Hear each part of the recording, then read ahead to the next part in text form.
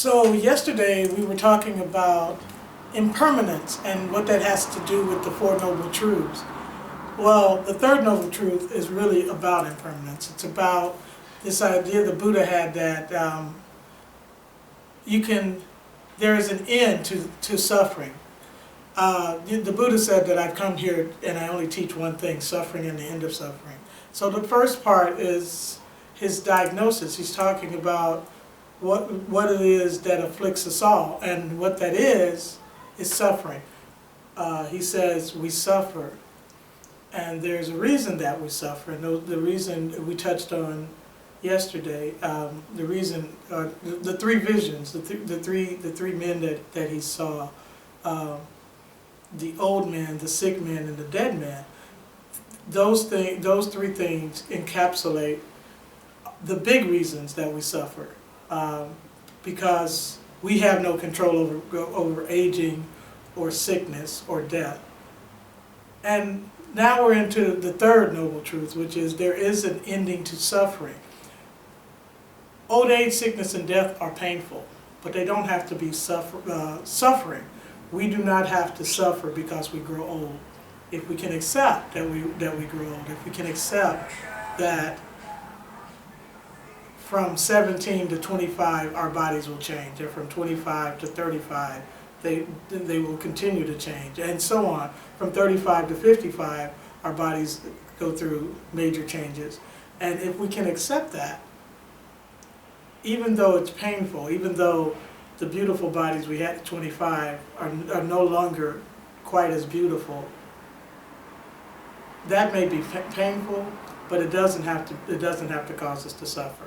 And one of the ways that we can accept the changes in our bodies is through the acceptance of impermanence, that we don't really control anything. Anything that comes into our lives, whether it be ourselves, our lovers and friends, our family, our goods, all of these things degrade and leave us over time.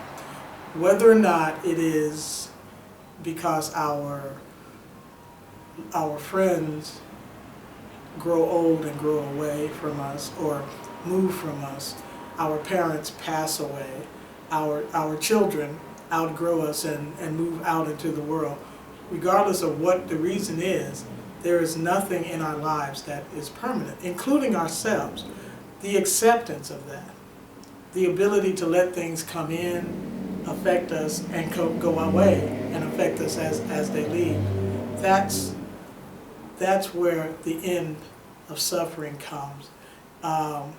It has a little tie-in with equanimity. A lot of people sometimes miss this, but if you think of equanimity as living your life with your hands open, never grasping, which is a term the Buddha uses when he's talking about our suffering. Just open, something comes in, you accept it, you enjoy it, but you know that as soon as it came in, it was already on its way out. If you can have an acceptance around that, really just around that one thing, most of the suffering in your life will go away. But it's not easy. It sounds, when I talk about, just accept it, nothing is permanent. Well, that's a lot easier said than done. Nothing is permanent, that's true. But to accept that everything is going to leave you is not simple. So that brings us into the fourth noble truth, which is the Eightfold Path.